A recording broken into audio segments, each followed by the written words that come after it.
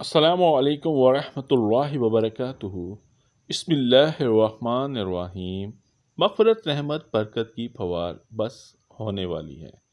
رمضان المبارک میں کرنے والے کام، رمضان اور سحر و افطار۔ روزہ نفس کو اللہ کی اطاعت کا پابند بناتا ہے۔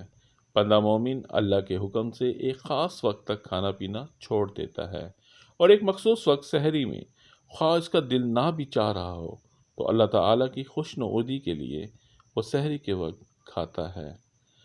نبی کریم صلی اللہ علیہ وآلہ وسلم نے فرمایا، سحری کھاؤ کیونکہ سحری میں برکت ہے۔ صحیح بخاری۔ نبی کریم صلی اللہ علیہ وآلہ وسلم نے فرمایا، یقیناً اللہ اور اس کے فرشتے سحری کھانے والوں پر درود بھیجتے ہیں، یعنی اللہ تعالیٰ کی طرف سے ان پر رحمتیں اور برکتیں نازل ہوتی ہیں اور فرشتے ان کے لیے رحمت و مغفرت کی دعائیں کرتے ہیں۔ نبی اکرم صلی اللہ علیہ وآلہ وسلم نے فرمایا، کھجور مومن کی بہترین سحری ہے۔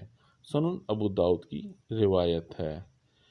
افطار جلدی کرنا مسنون ہے، چنانچہ سورج غروب ہوتے ہی روزہ افطار کر لینا چاہیے۔ رسول اللہ صلی اللہ علیہ وآلہ وسلم نے فرمایا، جب تک لوگ افطار کرنے میں جلدی کرتے رہیں گے بھلائی پر رہیں گے۔ صحیح بخاری۔ رسول اللہ صلی اللہ علیہ وآلہ وسلم نماز سے پہلے تازہ کھجور سے افطار فرماتے تھے۔ اگر تازہ کھجوریں نہ ہوتی تو خشک کھجور تناول فرما لیتے، اور یہ بھی نہ ہوتی تو پانی کے چند گھونٹ پی لیا کرتے تھے۔ کرنے کے کام، سحری و افطاری میں اعتدال سے کام لینا ہے۔ کھجور لازماً لیں اور یاد رکھیں، رمضان شہر الطعام نہیں بلکہ شہر الصیام ہے۔ کھانے میں بہت مرغن غذائیں اور فل پیٹ بھرنے سے پرہیز کیجیے تاکہ جسم میں کسی بھی قسم کی کوئی سستی پیدا نہ ہو۔ اپنے قرب و جوار میں ایک ضرورت مند کی راشن رقم کی صورت میں کچھ مدد کریں۔ افطار کی دعا ترجمہ۔ پیاس ختم ہوئی، رگیں تر ہو گئیں اور روزے کا ثواب انشاءاللہ پکا ہو گیا۔ سنن ابو داؤد۔ اور جو روزہ افطار کرائے اسے ضرور دعا دیں۔ ترجمہ۔